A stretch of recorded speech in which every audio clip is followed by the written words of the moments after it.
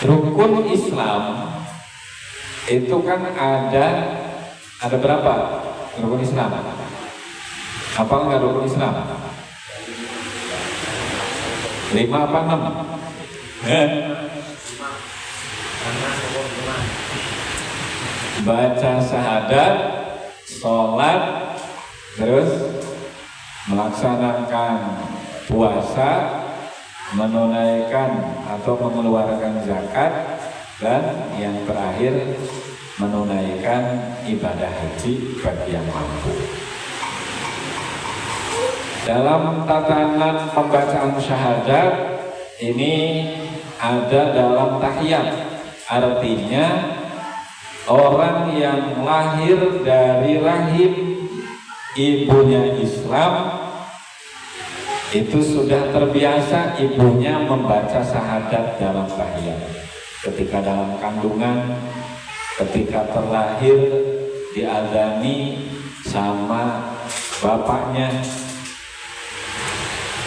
sampai akhirnya menginjak masa remaja ke masjid melaksanakan sholat, tahiyatnya dibaca dalam syahadatnya dibaca dalam sholat.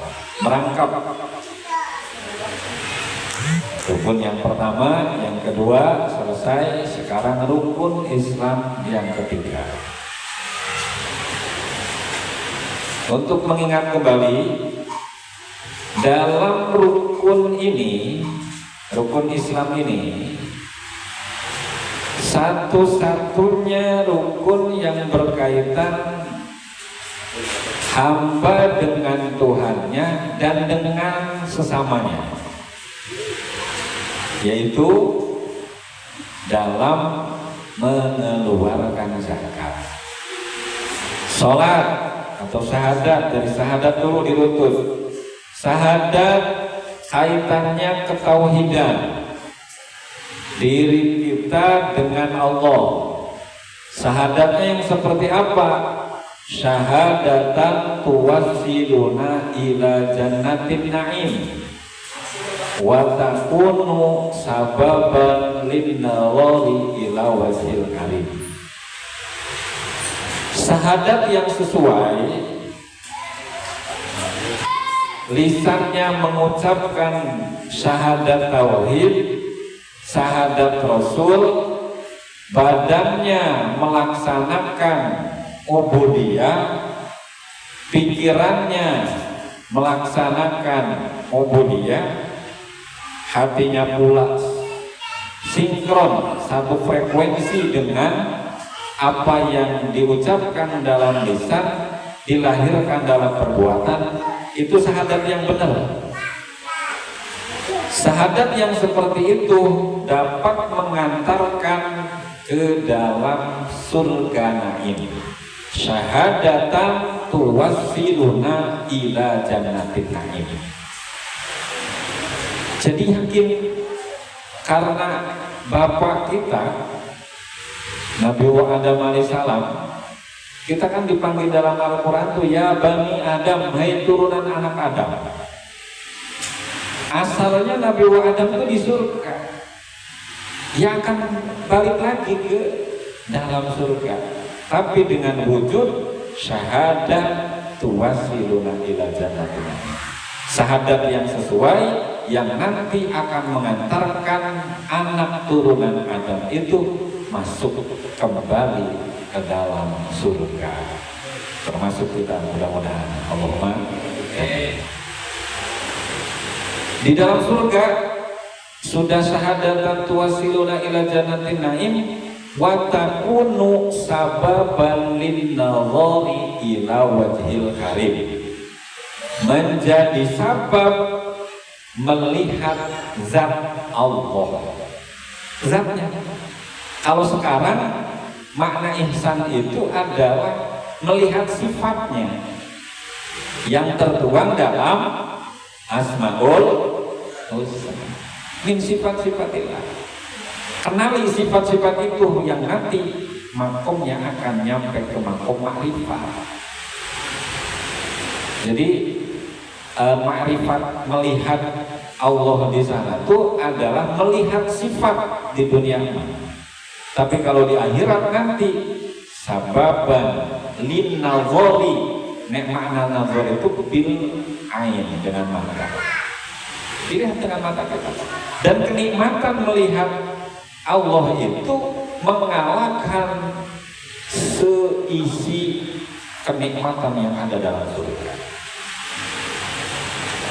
Nah, syahadat-syahadatnya mari diperbaiki, ya, jangan hanya di lisan. Artinya apa? Dalam wujudnya diaplikasikan dalam perbuatan, yang perbuatan itu interaksi dengan manusia, dengan tetangga, dengan istri, dengan anak, dengan saudara, berbangsa, bernegara. Kalau syahadatnya sesuai, aman, tentram.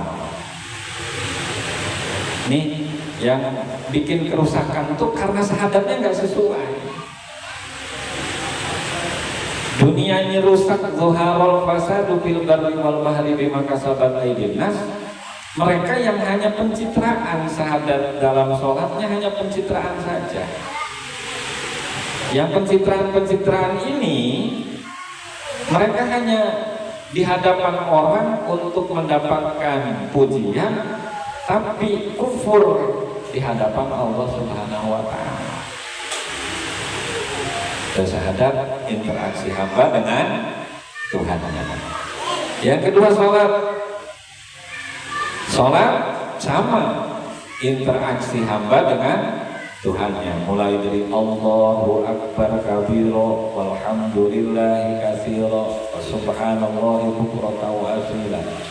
Inna sholati, sesungguhnya sholatku, wa nusuki, dan ibadahku, wa mahyaya, dan hidupku, wa mamati lillahi rabbil alamin. Janji, tanda tangan kontrak MOU, ya, bahwa apa yang aku ucapkan sesungguhnya hidupku dan matiku lillahi rabbil alamin.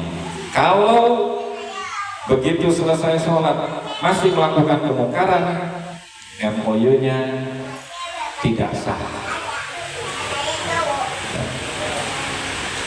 Ya. Kenapa?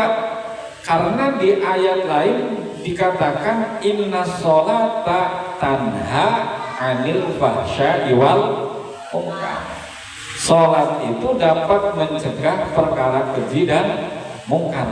Maka ketika sholatnya sesuai rukunnya, mubtilati sholatnya, sunnah hayatnya, dipahami semua, ditadaburkan dalam pelaksanaannya, diaplikasikan dalam kehidupan sehari-harinya, isinya sholat semua. Kalau guru mursyid sampai bilangnya, bagaimana kamu bisa selama hidup itu isinya sholat semua? Artinya apa? Sholatnya yang sesuai.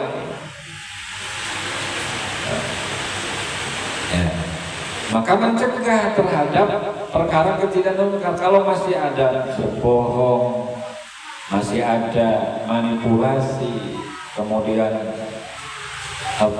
berbuat kerusakan, yaitu sholatnya hanya pencitraan saja, hanya ada kebutuhan terhadap manusia lain. Sholat alhamdulillah sudah selesai, ya, dari rukunnya, sunnah hayatnya, mubtilahnya, sunnahnya, dan macam-macam sunnah sholatnya, dari sholat gerhana, sholat rawatib, sholat taubat, sholat mayit, semuanya sudah dikupas tuntas di pertemuan-pertemuan sebelumnya.